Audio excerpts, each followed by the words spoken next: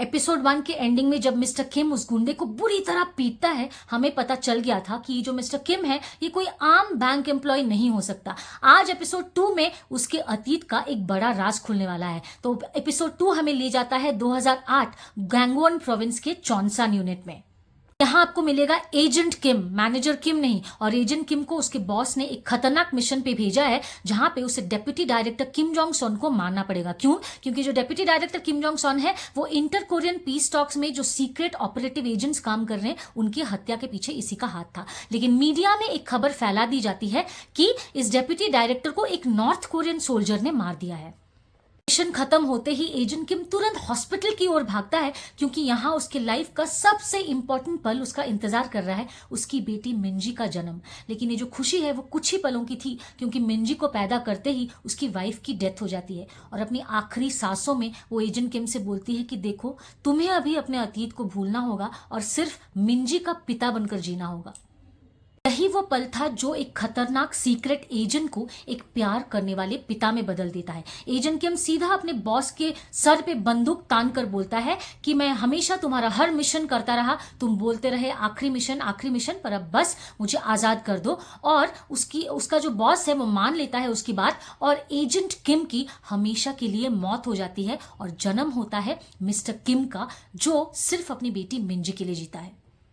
तो इस बीच फ्लैशबैक में हमें दिखाता है कि किम नामहुन के फोन से जो मिंजी को आखिरी मैसेज गया था कि स्कूल के बैक गेट पर मिलो, वो मैसेज असल में नामहुन ने भेजा ही नहीं था। कुछ गुंडों ने उसे पीट कर उसका फोन छीन कर ये मैसेज मिंजी को भेजा था। और जैसे ही मिंजी वहां पहुंची, वहां पे हैरी, उसके बुली गैंग और कुछ गुंडे पहले से मौजूद थे और वो मिंजी को परेशान करने लगते हैं, उसे बुरी तरह पीटने लगते हैं। जब मिंजी फाइट बैक करती है तो हैरी एक बड़ा सा पत्थर लेकर मिंजी को पीछे सर पे मार देती है और मिंजी बेहोश हो जाती है। उसके सर से बहुत सारा खून निकलने लगता है। इधर घर पर मिस्टर किम को इस सब की जानकारी नहीं है। वो तो मिंजी की बर्थडे के लिए तैयारी कर रहे हैं बिना ये जाने कि उनकी बेटी मिंजी किस खतरे में फंस चुकी है।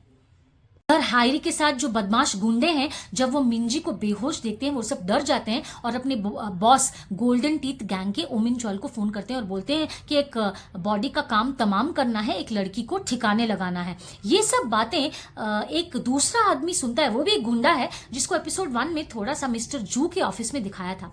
तो वो इनकी मदद करने का नाटक करता है। जैसे वो हायरी का नाम सुनता है तो वो मिंजी के बेहोश बॉडी को अपने डिक्की में डालता है और हायरी के साथ जो कॉन्वर्सेशन होता है उसका, हायरी बोलती है कि बस इसका काम तमाम कर दो, जितने पैसे लगेंगे मैं दूंगी। वो उस कॉन्वर्सेशन को रिकॉर्ड कर लेता है। यहाँ फिर से हमें फ्लैशबैक में एपिसोड 1 जहां पे एंड हुआ था, जहां पे मिस्टर किम उस गुंडे को बारिश में मार रहा था और अपनी बेटी के बारे में पूछ रहा था, वहीं ले चलता है और वो गुंडा अभी भी बोलता है कि मुझे नहीं पता कि मिंजी कहाँ है। मिस्टर किम घर लौट के आते हैं और घर में चारों तरफ उन्हें सिर्फ मिंजी ही दिखती है। ऑब्वियसली उनका वहम था और मिंजी की चिंता रात भर उनको खाई जाती है। वो नेक्स्ट डे ऑफिस भी देर से पहुंचता है। इस बीच उनकी जो कॉलीग थी सांगा, वो बार बार उन्हें कांटेक्ट करने की कोशिश कर रही है। लेकिन मिस्टर किम के दिमाग में अब सिर्फ एक ही बात चल रही है कि वो कैसे ओमिन चॉल, जो गोल्डन टीथ गैंग का लीडर है, वो उसको ढूंढे और पकड़े। हमें दिखाता है कि वो जो ओमिन चॉल है अपने लोन शार्क्स गुंडों के साथ ना एक आदमी को डरा और धमका रहा होता है क्योंकि उन्होंने शायद उससे पैसा लिया है और पैसा वापस नहीं किया है और उसके कॉन्ट्रैक्ट में लिखा है कि अगर पैसा वापस नहीं किया तो तुम्हारे फैमिली के ऑर्गन्स निकाल दिए जाएंगे। इसलिए वो उसकी लड़की को जबरदस्ती उठा के एक हॉस्पिटल जैसे बेड पे सुला के रखे हैं ताकि वो उसका ऑर्गन्स ऑपरेट करके निकाल सके। और इसी बीच दरवाजे पर खड़ा है मिस्टर किम। और जहां पे एजेंट किम, मतलब जो एक्टर है सोजी सब हो ना, आपको एक जबरदस्त एक्शन सीक्वेंस देखने को मिलेगा। वो अकेला ही सारे लोन शार्क्स की धुलाई कर देता है और उस बेचारी लड़की को बचा लेता है। ओमिन चोल वहां से भाग निकलता है लेकिन मिस्टर किम के खतरनाक वायर अटैक से वो बुरी तरह जख्मी हो जाता है। उधर जो मिस्टर किम के दो दोस्त हैं, टाइकोंडो टीचर हांसू और पाकचिन चोल, वो कल रात वाले इंसिडेंट की वजह से अभी भी पुलिस स्टेशन में है। और वो जो फाइट हुआ था, जो सीसीटीवी पर रिकॉर्ड हुआ था, वो अभी चारों तरफ सोशल मीडिया पे वायरल हो गया है और मिस्टर किम भी ये बात नहीं जानता है। रेस्टोरेंट वाला जो वीडियो था वो सोशल मीडिया पर वायरल हो गया था, लेकिन सिर्फ साउथ कोरिया में ही नहीं, नॉर्थ कोरिया की इंटेलिजेंस एजेंसी तक भी वो वीडियो पहुंच गया था और उन्होंने डिटेक्ट कर लिया था कि tier 1 threat has been activated, code name 66 agent Kim वापस आ गया है। नॉर्थ कोरियन इंटेलिजेंस इतना एक्टिव हो जाती है, आपको पता चलता है कि एजेंट किम नॉर्थ कोरिया के लिए भी कितना बड़ा खतरा है और वो उसे तुरंत पकड़कर एलिमिनेट करना चाहते हैं। लेकिन क्योंकि नॉर्थ और साउथ के बीच पीस टॉक्स चल रहे हैं, इसलिए वो इस ऑपरेशन को थोड़ा डिले कर रहे हैं। इस बीच आपको एक थोड़ा सा हल्का फुटेज मिलेगा जहां पे आपको दिखाएंगे कि कोड नेम 66 कभी किम का था ही नहीं। उसने किसी को मारकर ये कोड नेम 66 ले लिया है, और अगर आज वो बंदा जिंदा होता तो शायद वो एजेंट किम को आसानी से पकड़ लेता। वो लोग आपस में डिस्कस कर रहे हैं कि कौन है जो ये काम कर सकता है। उनको ख्याल आता है कि कोड नेम 66 का जो भाई है, छोटा भाई, वो इस मिशन को कर सकता है, तो वो उसे बुलाते हैं इस मिशन के लिए। दूसरी तरफ साउथ कोरिया के स्पेशल मिशंस डायरेक्टरेट को भी पता चल जाता है कि एजेंट किम जो है दोबारा एक्टिवेट हो चुका है। तो अब सिर्फ गुंडे ही नहीं बल्कि नॉर्थ कोरिया और साउथ कोरिया की इंटेलिजेंस दोनों एजेंट किम पर नजर रख रही है, उसे ढूंढ रही है। तो अब धीरे धीरे एक बाप को अपने बेटी को ढूंढने की लड़ाई ना एक बड़े मिशन में बदलने लगी है। तो इधर नॉर्थ कोरिया और साउथ कोरिया की इंटेलिजेंस एजेंट किम को ढूंढ रही है, और उधर मिस्टर किम ओमिन चॉल से सच जानने की कोशिश कर रहा है। वो उसे बहुत टॉर्चर करता है, और बहुत टॉर्चर करने के बाद ओमिन चॉल फाइनली मिस्टर किम को बताता है कि कैसे ये जो पूरा किडनैपिंग ऑपरेशन है वो टेलीग्राम के एक सीक्रेट ग्रुप के थ्रू चलाया जाता है, और जैसे ही काम तमाम होता है पूरा ग्रुप और मैसेज जो है वो डिलीट कर दिया जाता है। इस बीच जैसे ही ओमिन चॉल का फोन मिस्टर किम चेक कर रहा होता है, एक मैसेज आता है। वो मैसेज में लिखा होता है कि फोन फेंक दो, मैसेज डिलीट कर दो, क्योंकि लड़की का काम तमाम हो गया है।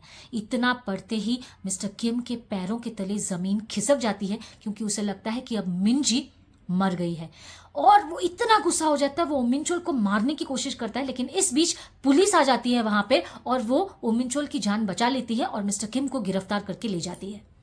मिंजी के साथ हायरी ने जो कुछ भी किया उसके बाद वो बहुत डर गई है, और उसने अपने घर में अपने आप को एक कमरे में बंद कर दिया। वो कमरे से बाहर नहीं आ रही है। तो जब उसका फादर मिस्टर जू उसके पास जाता है तो हायरी उनसे कैजुअली पूछती है कि आपको पता है कि मिंजी के पापा क्या करते हैं। तो मिस्टर जू हायरी को बोलते हैं कि देखो, कभी भी लोगों को ना ये मत लगने देना कि तुम कमजोर हो। लोगों को तुमसे डर लगना चाहिए, भले ही वो तुमसे प्यार ना करें। यहीं से आपको पता चलेगा कि हायरी जो इतनी बेरहम है वो क्यों और कैसे बनी। तो ये जो गोल्डन टीथ गैंग है ये कोई आम गुंडों का गैंग नहीं है। कभी इनका कनेक्शन भी मिस्टर जू से हुआ करता था। मिस्टर जू जो कि एक पहले के जमाने में खतरनाक गैंगस्टर हुआ करता था, इसलिए आज भी लोग उससे टकराने से डरते हैं। और इस बीच एक दूसरा खतरा मिस्टर किम की तरफ बढ़ रहा है, क्योंकि नॉर्थ कोरिया ने अपने सबसे डेंजरस ऑपरेटिव को साउथ कोरिया भेज दिया है मिस्टर किम को पकड़ने। और हैरानी की बात यह है कि उसको भी सेम कोड नेम दिया गया है 66। ये जो नॉर्थ कोरिया से बंदा आया है उसका एक ही मिशन है, एजेंट किम को जिंदा नहीं छोड़ना है। वो पुलिस के भेष में पुलिस स्टेशन जाता है और पाक जिन चॉल से एजेंट किम के घर का पता जानने की कोशिश करता है। उधर पुलिस स्टेशन में मिस्टर किम बैठा है, और एपिसोड के आखिरी सीन में मिस्टर किम के फोन में एक कॉल आता है, मिंजी कॉलिंग। ये देखते ही मिस्टर किम के होश उड़ जाते हैं। क्या जिस मिंजी को हम सब सोच रहे हैं कि वो मर गई है, क्या वो जिंदा है? इसी क्लिफ हैंगर के साथ एपिसोड 2 खत्म हो जाता है। एपिसोड 2 के एंडिंग में हमें यह पता चलता है कि एजेंट किम की लड़ाई इन गुंडों से नहीं है, अपने ही अतीत से है। जहां एक तरफ शायद उसकी बेटी मिंजी जिंदा हो सकती है, दूसरी तरफ नॉर्थ कोरिया से एक बंदा जिसका कोड नेम 66 है वो आ चुका है उसे पकड़ने के लिए। अब एपिसोड 3 में देखना है कि शिकार कौन होगा और शिकारी कौन होगा। और अगर आपको एपिसोड 3 देखना है, एपिसोड 3 की कहानी जाननी है, तो जल्दी से मेरे चैनल को लाइक और सब्सक्राइब और फॉलो कर दीजिए, और कॉमेंट्स में लिखिए एपिसोड 3। मैं हूं योरिंडो चिंगू। मिलते हैं एजेंट किम रीएक्टिवेटेड के अगले एपिसोड में।